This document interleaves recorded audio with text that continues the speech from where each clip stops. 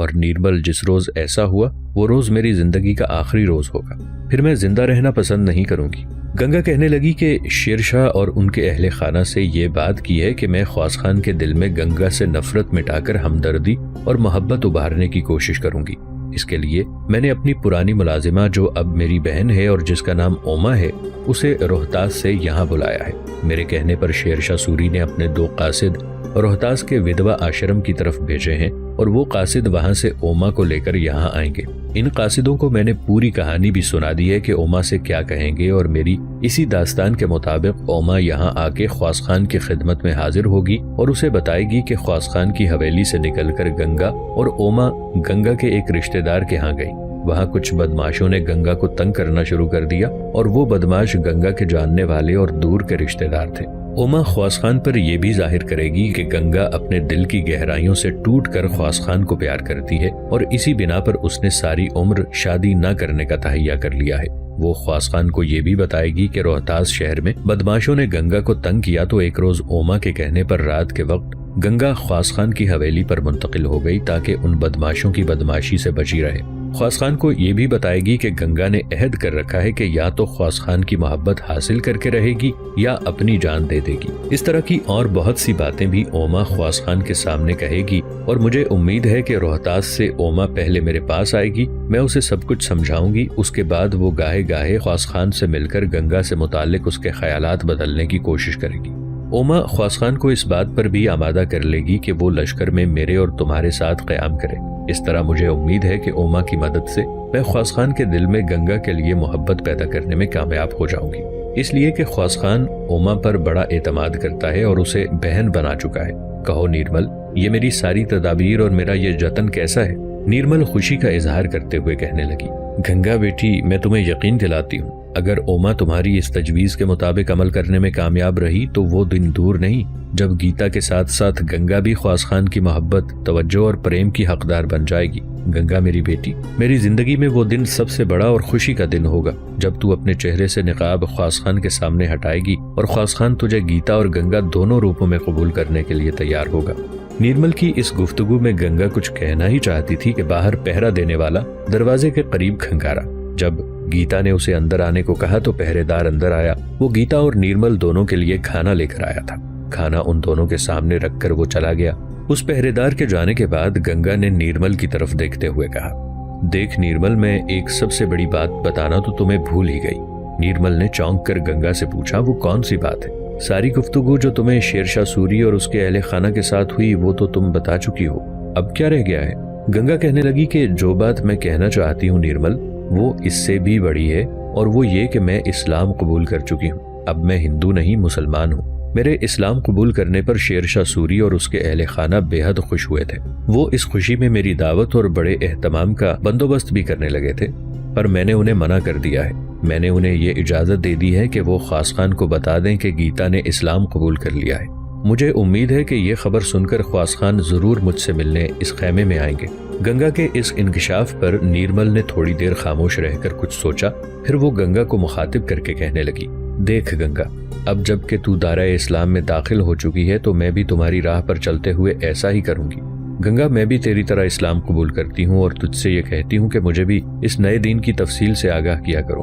اس پر گنگا بے پناہ خوشی میں کہنے لگی کہ دیکھ نیرمل، اسلام قبول کرنے کے بعد اب میں باقاعدگی سے شیر شاہ سوری کے اہل خانہ کے پاس جاتی رہوں گی اور ان سے اپنے اس نئے دین سے متعلق تفصیل حاصل کرتی رہوں گی۔ تم بھی میرے ساتھ چلنا، اس طرح تم بھی اس ساری تفصیل سے آگاہی حاصل کرتی رہو گی۔ نیرمل اس سے متفق ہو گئی، پھر دونوں مل کر کھانا کھانے لگی۔ شیخ خلیل کے ذریعے ہمایوں اور شیر شاہ سوری کے درمیان جو صلح کی گفتگو شروع ہوئی تھی وہ ہمایوں کی غلطی اور قلعہ چنار شیر شاہ سوری کے حوالے نہ کرنے کی وجہ سے جب ختم ہو گئی تو شیر شاہ سوری نے عہد کر لیا کہ اب صرف اس کے سامنے ہمایوں سے جنگ کرنے کا ہی راستہ باقی رہ گیا ہے۔ اس نے تہیہ کر لیا کہ اب ہر صورت میں وہ ہمایوں سے جنگ کر کے نتائج اپنے ہاتھ میں لینے کی کوشش کرے گا۔ اس فیصلے کے بعد ہمایوں اور اس کے لشکریوں کو ایک دھوکے اور غلط فہمی میں مبتلا رکھنے کے لیے شیر شاہ سوری نے یہ خبر پھیلانا شروع کر دی کہ مہارت جس کی سرکوبی کے لیے خواص خان روانہ کیا گیا تھا، خواص خان کے ہاتھ وہ نہیں آیا اس لیے کہ مہارت ایسی جگہ چلا گیا ہے جہاں شیر شاہ سوری کے جاسوس اس کا پتہ ابھی تک نہیں لگا سکے۔ یہ بھی مشہور کیا گیا کہ مہارت شیر شاہ سوری کے لشکر کو دھوکہ دے کر اچانک حملہ کرنا چاہتا ہے اور شیر شاہ سوری کی شکست کے در پہ ہے۔ شیر شاہ سوری، خواص خان اور دوسرے سالاروں نے جب یہ خبر عام کر دی تب شیر شاہ سوری کے اکثر لشکری بھی اس پر اعتماد کرنے لگے۔ اب شیر شاہ سوری کا روز کا یہ معمول ہو گیا کہ وہ لشکر کے چند دستوں کو مہارت کے علاقے کی طرف 3 میل کوچ کا حکم دیتا اور یہ ظاہر کرتا کہ وہ لشکری مہارت کی تلاش میں جا رہے ہیں۔ اس طرح شام کو وہ لشکر لوٹتا اور بتاتا کہ ہنوز مہارت کا کوئی نشان نہیں ملا۔ شیر شاہ سوری کے لشکر کی یہ نقل و حرکت 5-6 دن تک جاری رہی اور اس چال کا مغلوں کے دماغ پر اتنا اثر ہوا کہ وہ اپنے آپ کو محفوظ خیال کرنے لگے اور انہوں نے یقین کر لیا کہ شیر شاہ سوری کے لشکر کی نقل و حرکت ان کے خلاف نہیں بلکہ یہ سب کچھ مہارت کے خلاف ہے، لہٰذا شیر شاہ سوری کے لشکر سے مغل محفوظ ہیں۔ ایک روز صبح ہی صبح شیر شاہ سوری نے خواص خان کو اپنے لشکر کا آدھا حصہ دے کر اپنے پڑاؤ سے روانہ کر دیا۔ کسی نے اس بات پر دھیان نہ دیا، ہر کوئی یہ سمجھتا رہا کہ حسب معمول خواص خان لشکر کے ایک حصے کے ساتھ مہارت کے خلاف جا رہا ہے، لیکن شیخ خلیل کو کچھ شبہ ہو گیا۔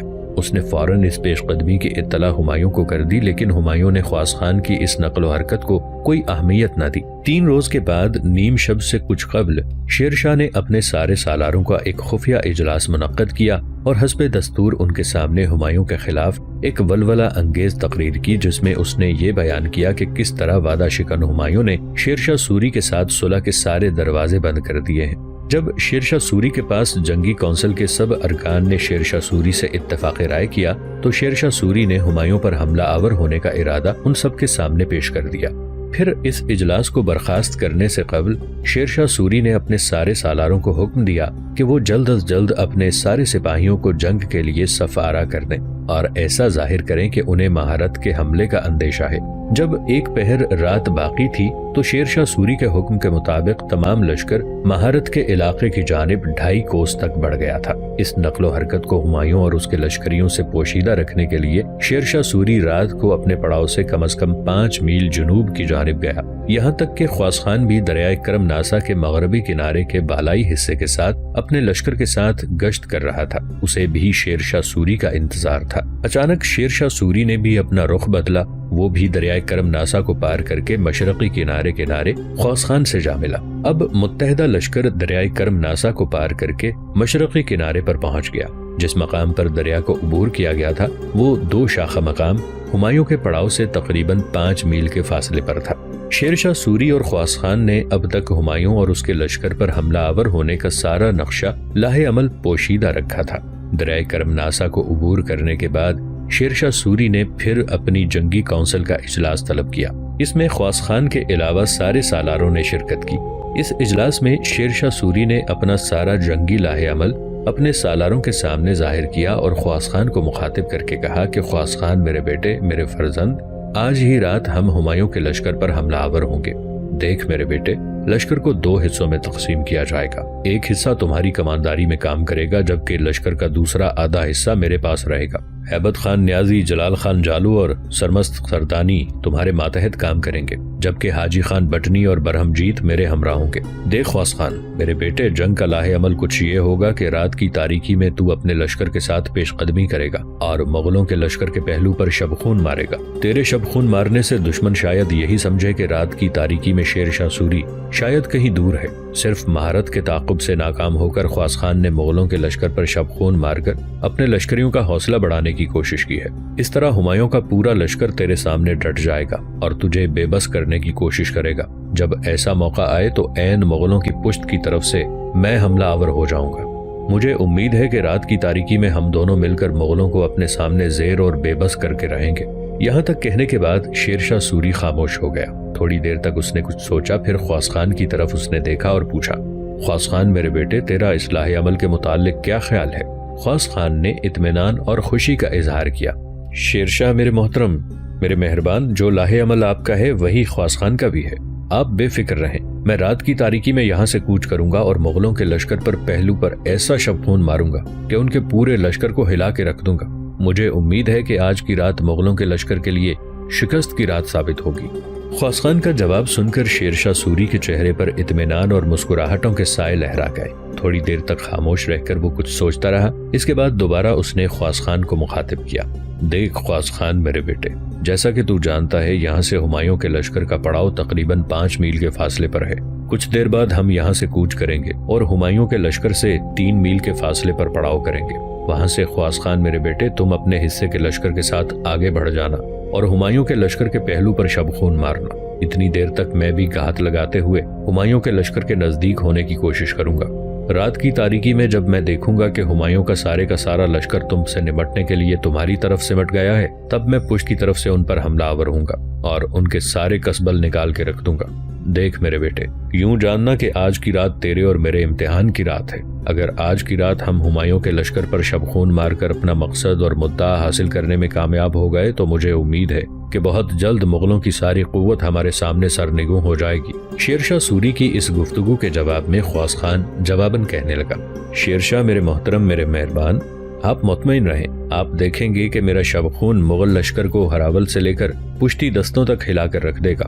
رات کی تاریکی میں امید ہے میں مغل لشکر پر خوف اور سناٹا طاری کر دوں گا۔ خواص خان کا یہ جواب سن کر شیرشاہ سوری نے اطمینان کا اظہار کیا، پھر وہ جنگی مجلس برخاست کر دی گئی۔ تھوڑی ہی دیر بعد شیرشاہ سوری نے اپنے لشکر کو کوچ کا حکم دیا۔ پھر دریائے کرم ناسا کے قریب سے شیرشاہ سوری کے لشکر نے کوچ کیا اور مغلوں کے لشکر سے 3 میل کے فاصلے پر اس نے پڑاؤ کر لیا۔ ساری نقل و حرکت سے پہلے شیرشاہ سوری نے دریا تک اپنے مخبر اور جاسوس پھیلا دیے۔ اپنے لشکر کے ارد گرد 5-6 میل دور تک انہیں پھیلایا اور انہیں حکم دیا کہ جہاں کہیں بھی وہ مغلوں کے جاسوس یا کسی بھی مخبر کو دیکھیں اسے فی الفور قتل کر دیں تاکہ اس کی پیش قدمی، اس کے شب خون کی خبر مغلوں کا نہ ہونے پائے۔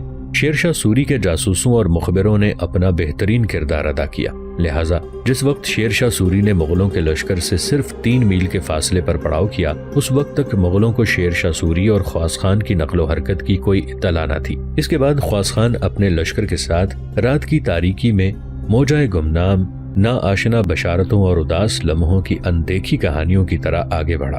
سینہ ارض پر چھائے سناٹے میں وہ مشرق سے جھانکتی روشنی کی طرح ہمایوں کے لشکر کے قریب گیا۔ پھر اس نے ہمایوں کے لشکر کے پہلو پر چیختی جھاگ، اگلتی مچلتی ان لہروں کی طرح حملہ کر دیا جن کی تقدیر سفر پر مد و جزر ہو۔ رات کی تاریکی میں خواص خان نے ہمایوں کے پہلو پر اس زور سے شب خون مارا تھا کہ اس کے پہلے ہی حملے سے ہمایوں کے سامنے آنے والے لشکری تمیز نار و نور اور جنگ کی ساری بافندگی خاموش کر بیٹھے تھے۔ خواص خان نے رات کی تاریکی میں اپنے سامنے آنے والے ہمایوں کے لشکر کی اگلی صفوں کو یکسر کچل دیا۔ اپنے سامنے آنے والے ہمایوں کے لشکر سے اس نے عنان قوت اظہار چھینا اور اسے گردش بے سود میں تبدیل کر دیا۔ ہمایوں کے لشکر کے اس حصے کی اگلی صفوں کی زندگی کے نشیب و فراز میں گرانے اور اپنے سامنے آنے والی ہر شے کے اسم کو خون میں اتارنے کے بعد وہ ہمایوں کے لشکر میں اندر تک گھسنے کی کوشش کرنے لگا۔ خواص خان کی یہ ہمت اور جرت دیکھتے ہوئے اس کے لشکریوں کے بھی حوصلے بلند ہو گئے، لہٰذا رات کی تاریکی میں پوری طرح خواص خان کا ساتھ دیتے ہوئے وہ بھی ہمایوں کے لشکر کا قتل عام شروع کر چکے تھے۔ تھوڑی دیر تک ہمایوں اور اس کے سالار اور مشیر بھی سنبھل چکے تھے۔ ہمایوں کو خبر کر دی گئی تھی کہ شیرشاہ سوری کے سالار اعلیٰ خواص خان نے مغل لشکر پر شب خون مارا ہے۔ یہ خبر ملتے ہی ہمایوں خود بھی مسلح ہو کر خواص خان کے مقابلے میں آیا اور اپنے سارے سالاروں کو اس نے حکم دیا کہ اپنے اپنے لشکر کے ساتھ وہ خواص خان کے سامنے آئیں اور اسے گھیر کر زندہ یا مردہ گرفتار کرنے کی کوشش کریں۔ ہمایوں کا یہ حکم ملتے ہی اس کے سارے سالار حرکت میں آئے۔ اپنے اپنے لشکر کے حصے کو لے کر وہ پوری طرح خواص خان پر ٹوٹ پڑے۔ خواص خان بڑی تدبیر کے تحت کام کر رہا تھا۔ اب اس نے آہستہ آہستہ پیچھے ہٹنا شروع کر دیا تھا۔ وہ جانتا تھا کہ تھوڑی دیر بعد پشت کی جانب سے شیرشاہ سوری حملہ آور ہو جائے گا، لہٰذا اس کے حوصلے بلند تھے۔ مغل یہ خیال کر رہے تھے کہ شیرشاہ کہیں دور ہی ہے۔ اس کے کہنے پر خواص خان نے ان کے لشکر پر شب خون مار کر ان پر خوف و ہراس شامل کرنے کی کوشش کی ہے، لیکن یہ ان کی بھول، ان کا فریب تھا، اس لیے کہ قریب ہی شیرشاہ سوری بھی ڈس لینے والے سانپ کی طرح گھات لگائے بیٹھا تھا اور کسی بھی وقت وہ آتے جاتے لمحوں میں قیامت برپا کر سکتا تھا۔ تھوڑی دیر بعد جب ہمایوں کے لشکری یہ خیال کر رہے تھے کہ اب وہ پوری طرح حملہ آور ہونے والے خواص خان پر چھانے لگے ہیں، تو رات کی تاریکی میں چوسا سے باہر میدان جنگ میں ایک خونی انقلاب رونما ہوا۔ شیرشاہ سوری گلیوں اور گھروں میں چپ چاپ سرسراتی ہوا، خوف کے خونی گوشوں، شہر کی آوارہ گرد خاموشیوں کی طرح آگے بڑھتا ہوا ہمایوں کے لشکر کی پشت کی طرف آیا۔ پھر پشت کی طرف سے اس نے وقت کے بدلتے انداز میں سرسراتی موت، شام سے آخر شب تک سورج کے خلاف سازشیں کرتی تاریکیوں کی طرح حملہ کر دیا۔ اپنے زوردار حملے میں شیر شاہ سوری اپنے لشکریوں کے ساتھ ہمایوں اور اس کے لشکر پر غم پرستی کے سیاہ ہجر اور صاف پانی کے چشمے میں جھلملاتے عکس کی طرح چھانے لگا۔ اس نے جس سمت سے ہمایوں کے لشکر پر حملہ کیا تھا اس سمت سے اس نے ہمایوں کے لشکریوں کی حالت سسکتی بجھتی موہوم آس جیسی بنا کے رکھ دی۔ دوسری جانب سے شیر شاہ سوری کے حملہ آور ہونے کے باعث اب ہمایوں کے لشکر میں واقعی ایک طرح کی ابتری برپا ہوئی تھی۔ تھوڑی دیر تک پہلے ہمایوں اور اس کے سالار اپنے پورے لشکر کے ساتھ خواص خان کو گھیر کر اس کا خاتمہ کرنے کے درپے تھے، لیکن جس وقت پشت کی جانب سے کسی خونخوار درندے اور ڈس لینے والے سانپ کی طرح شیر شاہ سوری نے حملہ کیا، تب مغلوں کے اوسان خطا ہو گئے۔ انہوں نے خواص خان کو گھیرنے کی ساری تدبیریں ترک کر دیں۔ ہمایوں کے کہنے پر اس کے سالاروں نے فوراً اپنے لشکر کو 2 حصوں میں تقسیم کیا۔ آدھا حصہ خواص خان کے سامنے جمع رہا، دوسرا آدھا شیر شاہ سوری کی راہ روکنے لگا۔ خواص خان پر جب دباؤ کم ہوا تو اس نے اپنے حملوں میں تیزی پیدا کر دی اور وہ دشمن کے لشکر کو پیچھے دھکیلنے لگا۔ دوسری طرف شیر شاہ سوری نے بھی اپنے لشکر سے ٹکرانے والے ہمایوں کے لشکر کو جمنے نہ دیا اور وہ انہیں خون میں ڈبوتا ہوا پیچھے دھکیلنے لگا۔ چوسا شہر سے باہر کھلے میدانوں میں خونی رن پڑا تھا۔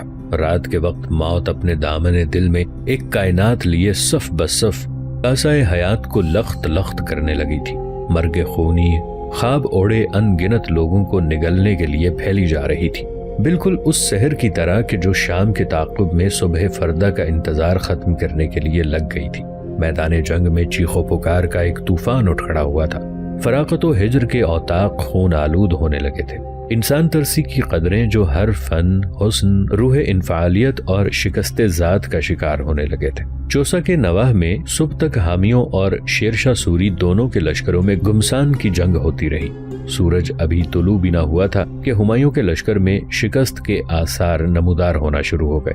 ہمایوں بڑی جانفشانی، بڑی دلیری اور بڑی جرت مندی سے لڑا تھا، لیکن اس کی شجاعت، اس کی بہادری، اس کی ذاتی دلیری اس کے لشکریوں کو بھاگنے سے نہ روک سکی۔ اس جنگ میں ہمایوں کا بایاں بازو بھی زخمی ہو گیا تھا۔ اپنے شہنشاہ کو زخمی حالت میں دیکھتے ہوئے اس کے لشکری اور زیادہ جی چھوڑنے لگے تھے۔ 26 جون سن 1539 کا سورج جب چوسا کے نواح میں طلوع ہوا تو اس وقت تک شیر شاہ سوری کے لشکر نے ہمایوں کے لشکریوں کو بدترین شکست دے دی تھی اور ہمایوں کے لشکری جان بچانے کے لیے ادھر ادھر بھاگنے لگے تھے۔ ہمایوں ابھی تک بڑی جرت مندی اور دلیری کا مظاہرہ کرتے ہوئے میدان جنگ میں اپنے لشکر کے ایک حصے کے ساتھ جمع ہوا تھا۔ شیر شاہ سوری اور خواص خان دونوں ہی اسے گھیرتے ہوئے اسے زندہ گرفتار کرنے کی کوشش کرنے لگے۔ ہمایوں کو گرفتاری سے بچانے کے لیے اس کے سپاہی اس کے گھوڑے کی لگام پکڑ کر اس میدان جنگ سے باہر نکال کر دریائے گنگا کے کنارے لے گئے۔ ہمایوں نے جب دیکھا کہ اس کے لشکر کو بدترین شکست ہوئی ہے اور اس کے لشکری تتر بتر ہو کر اپنی جانیں بچانے کے لیے ادھر ادھر بھاگ رہے ہیں، اور یہ کہ شیر شاہ سوری اور خواص خان نے اپنے لشکر کے حصوں کے ساتھ بری طرح ان کا تعاقب کرتے ہوئے انہیں کاٹ ڈالا ہے، تب ہمایوں نے ایک بہت بڑا فیصلہ کیا۔ اپنی جان بچانے کے لیے ہمایوں نے اپنا گھوڑا دریائے گنگا میں ڈال دیا، لیکن گھوڑے سے گر پڑنے کی وجہ سے ہمایوں دریائے گنگا میں ڈوبنے ہی والا تھا کہ ایک بہشتی نے، جس کا نام نظام تھا اور جو اس وقت مشق کی مدد سے دریا پار کر رہا تھا، اس نے ہمایوں کو ڈوبنے سے بچا لیا اور ہمایوں کو دریائے گنگا کے دوسرے کنارے پر لے گیا۔ لیکن ہمایوں کی بدقسمتی کے اس جنگ میں شکست کے بعد اس کے حرم کی ساری عورتیں اور اس کے پڑاؤ کی ہر شے شیر شاہ سوری کے ہاتھ لگ گئی تھی۔ تاریخ میں کوئی ناگہانی حملہ اس سے زیادہ کامیاب نہیں ہوا تھا۔ ہمایوں کے شاہی حرم کی بیگمات اور دوسری عالی خاندانوں کی مستورات کی ایک کثیر تعداد شیر شاہ سوری کے ہاتھ پڑی تھی۔ اس جنگ میں شیر شاہ سوری اور خواص خان کے ہاتھوں ہمایوں کے ہزاروں لشکری تہہ تیغ ہو گئے اور ہزاروں ہی دریائے گنگا میں ڈوب مرے۔ شیر شاہ سوری نے ہمایوں اور اس کے سالاروں اور مشیروں کی بیگمات اور بچوں کے ساتھ جو اس کے تصرف میں آ گئے تھے بہت ہی شائستہ اور مہذبانہ سلوک کیا۔ شہنشاہ ہمایوں کی ملکہ جس کا نام حاجی بیگم تھا اور دوسرے سرداروں کی بیگمات شیر شاہ سوری کے سامنے آئیں تو شیر شاہ سوری ان کی تعظیم، ان کی عزت کرتے ہوئے اپنے گھوڑے سے کود پڑا، انہیں تسلی اور تشفی دی اور ہر طریقے سے ان کی عزت افزائی کی۔ شیر شاہ سوری نے اپنے لشکر کے مناد کو بلا کر حکم دیا کہ تمام لشکر میں اعلان کر دیا جائے کہ کوئی بھی لشکری کسی مغل عورت اور بچے کو قیدی نہ بنائے، بلکہ ان سب کو اس خیمہ گاہ میں پہنچا دیا جائے جس کا ان کے لیے انتظام کیا جا رہا ہے۔ اس کے ساتھ ہی شیر شاہ سوری نے اپنے لشکر کے ایک طرف ایک خیمہ گاہ کا انتظام کیا۔ پھر ہمایوں کے حرم کے علاوہ ہمایوں کے لشکر کی جس قدر عورتیں قید ہو کر شیر شاہ سوری کے پاس آئی تھیں، ان سب کو عزت اور احترام کے ساتھ اس خیمہ گاہ میں منتقل کر دیا۔ چوسا کی لڑائی میں شیر شاہ سوری کے ہاتھوں ہمایوں کی شکست نے مغلیہ سلطنت پر وہی اثر ڈالا جو سورج گڑھ کی لڑائی کا بنگال کی ریاست پر ہوا تھا۔